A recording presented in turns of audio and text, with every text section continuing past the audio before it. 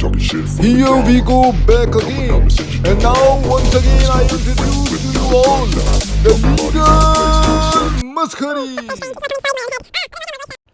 तो hello my lordships, जय हिंद, जय भारत, वेलकम टू बी कानून ची। मैं हूं आपका दोस्त AK शर्मा और हम हाजिर हैं लेकर आपका अपना शो लीगल मस्खरी। तो आइए शुरू करते हैं। तो दोस्तों, अगर आप इस वक्त घरों में बैठे हैं तो ज़रा अपने छोटे छोटे घोंसलों से बाहर निकलिए और देखिए कि सामाजिक न्याय के नए युग का आरंभ हो चुका है।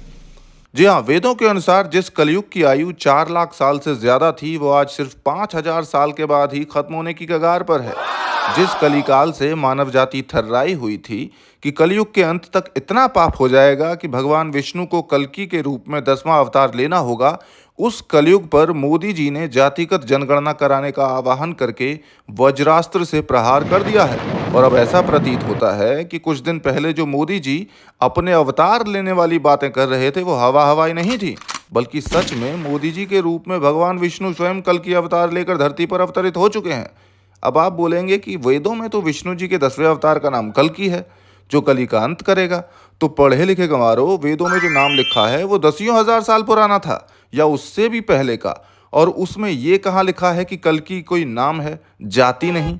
और वेदों में कल्कि की जाति भी नहीं लिखी है भाई, और लिखी भी है तो हो सकता है कि विष्णु भगवान का मूड चेंज हो गया हो कि यार 5 लाख साल तक कौन इंतजार करेगा। फिर बोले होंगे यार 5 लाख साल बाद तो कल्कि को जाना था, अगर जल्दी अवतरित होना पड़ रहा है तो नया नाम भी ले लेता हूँ ताकि कलयुग भी कंफ्यूज हो जाए। बस फिर क्या था, ले लिया नया नाम, नरेंद्र दामोदर दास मोदी जी। उसमें कल्कि, इसमें मोदी, ई कॉमन है भाई, समझ रहे हो ना।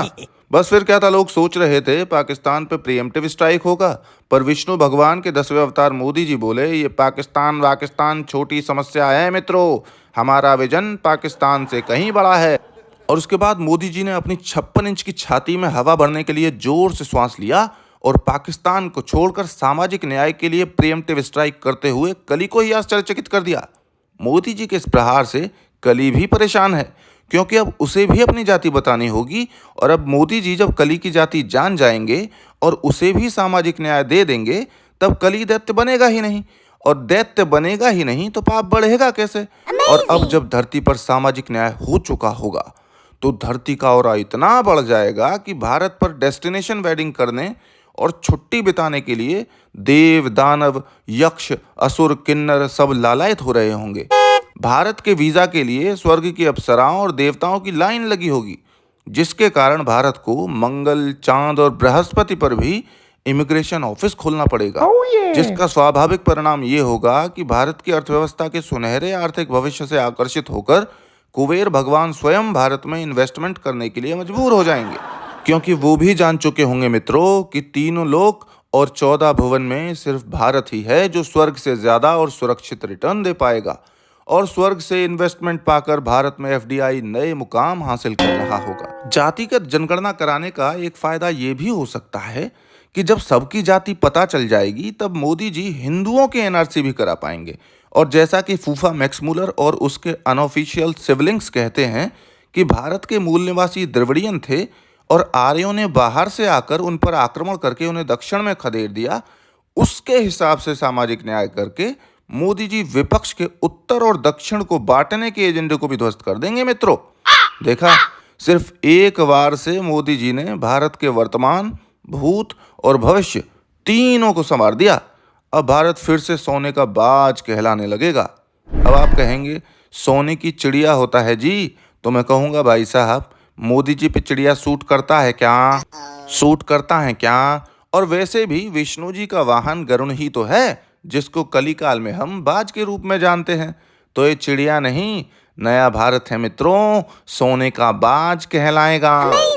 समझे मूर्ख महतो? तो अब चुप बैठो और देखो कि कैसे मोदी जी अपने विकसित भारत विजन 2047 को 2027 में ही पूरा करके इस लोक से अंतर्ध्यान हो जाएंगे। और उसके बाद धरती के निरही प्राणी उनकी प्रतिमा लगा जय मोदी देवा, भगवन जय मोदी देवा, आरती गाकर उनकी महिमा का गुणगान करेंगे।